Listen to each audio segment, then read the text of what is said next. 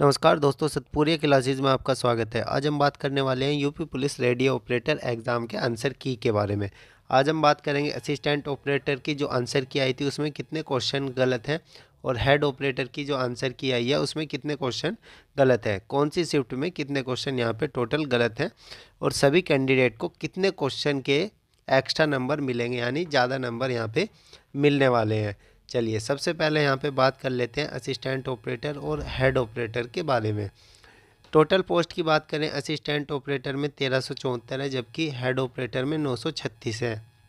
इसका एग्ज़ाम 1 से 8 फरवरी के बीच 16 शिफ्ट में हुआ है। इसका एग्ज़ाम 30 और 31 जनवरी को हुआ है।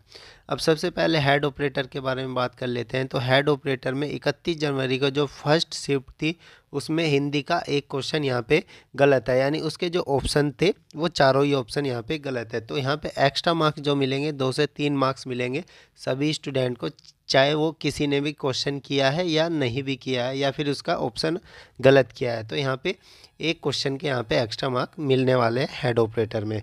अब असिस्टेंट ऑपरेटर की बात कर लेते हैं। असिस्टेंट ऑपरेटर में 1 फरवरी को सेकंड शिफ्ट में 2 क्वेश्चन गलत थे, एक क्वेश्चन साइंस का और एक क्वेश्चन हिंदी का। हिंदी में तार्किक वाला और साइंस में जिसका ऑप्शन 80 था वो वाला। 2 फरवरी में फर्स्ट शिफ्ट में एक क्वेश्चन साइंस का और एक क्वेश्चन यहाँ पे मैथ्स का प्रॉफिट लॉस का था। जो 4 फरवरी को सेकंड शिफ्ट में एक क्वेश्चन यहाँ पे रीजनिंग का है और वो भी ब्लड रिलेशन वाला। 5 फरवरी को सेकंड शिफ्ट में एक क्वेश्चन साइंस का और एक क्वेश्चन यहाँ पे रीजनिंग का। साइंस का क्वेश्चन था, न्यूमेरिकल था।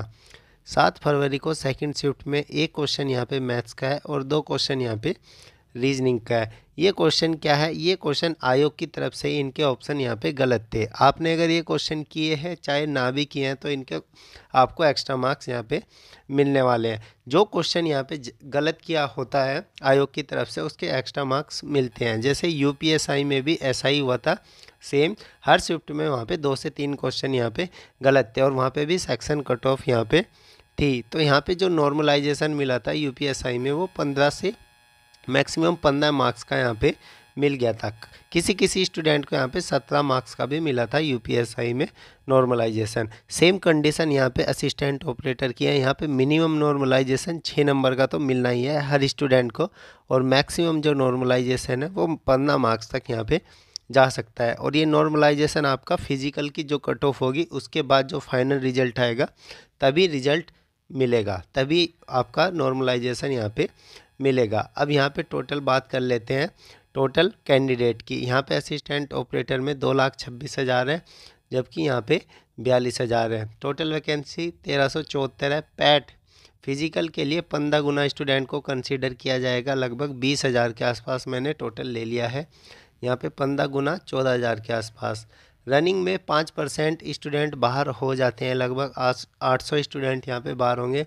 हाइट में भी 2 से 3% यहाँ पे बाहर हो जाते हैं। तो हेड ऑपरेटर की बात कर रहे हैं हम, तो यहाँ पे 3% 420 बाहर हो जाएंगे। मेडिकल और डीवी में मैंने 1% किया है, लगभग 140 स्टूडेंट यहाँ पे बाहर होने वाले हैं। ये हेड ऑपरेटर की बात कर रहा हूँ मैं।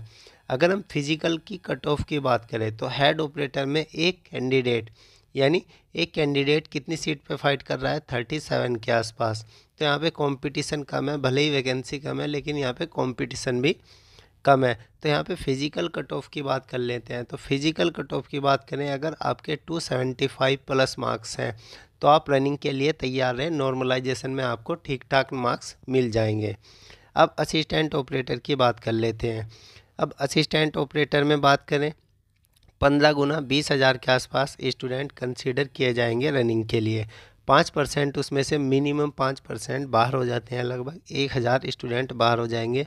हाइट में 2 से 3% बाहर होते हैं, लगभग 600। मेडिकल में 1% के आसपास बाहर हो जाते हैं, तो यहाँ पे 200 कैंडिडेट बाहर हो जाएंगे। मेडिकल और डीवी में दोनों को मिलाकर मैंने यहाँ पे लिया है। तो टोटल अगर फिजिकल कट ऑफ की बात करें तो आपके असिस्टेंट ऑपरेटर में अगर 285 प्लस क्वेश्चन है, 285 प्लस मार्क्स बन रहे हैं, तो आप फिजिकल की तैयारी करें, नॉर्मलाइजेशन आपको 15 मार्क्स तक मिल जाएगा। किसी किसी कैंडिडेट को ऐसा भी है कि नॉर्मलाइजेशन कम मिलता है, लेकिन नॉर्मलाइजेशन मिलता ज़रूर है। ठीक है। अब बीटेक वालों के बारे में मैं बात कर लेता हूँ। तो बीटेक वालों को किसी भी कैटेगरी में यहाँ पे शामिल नहीं किया जाएगा, चाहे वो हेड ऑपरेटर हो, चाहे वो किसी भी कैटेगरी में हो। तो बीटेक वालों के लिए यहाँ पे ये गलत सूचना है कि उन्हें लिया जा रहा है। बीटेक वालों को बिल्कुल भी कंसीडर नहीं किया जाएगा, वो नोटिफिकेशन में देख सकते हैं। यूपी ट्रिपल एससी जेई की जो वैकेंसी आती है उसमें भी बीटेक वाले कंसीडर नहीं किए जाते। यूपी पीसीएल की जो वैकेंसी आती है उसमें भी कंसीडर नहीं किए जाते। तो यूपी की कोई भी वैकेंसी हो, अगर डिप्लोमा है तो बीटेक वाले वहाँ पे कंसीडर नहीं किए जाते। अगर हम इसके रिज़ल्ट की बात करें तो मैं रिज़ल्ट के बारे में पहले भी बता चुका हूँ। इसका जो रिज़ल्ट है वो मार्च के लास्ट वीक में यहाँ पे आपके पास जारी हो जाएगा। मार्च के लास्ट वीक में आपको रिज़ल्ट मिल जाएगा। यहाँ पे 90% चांस है, आप तैयार रहें।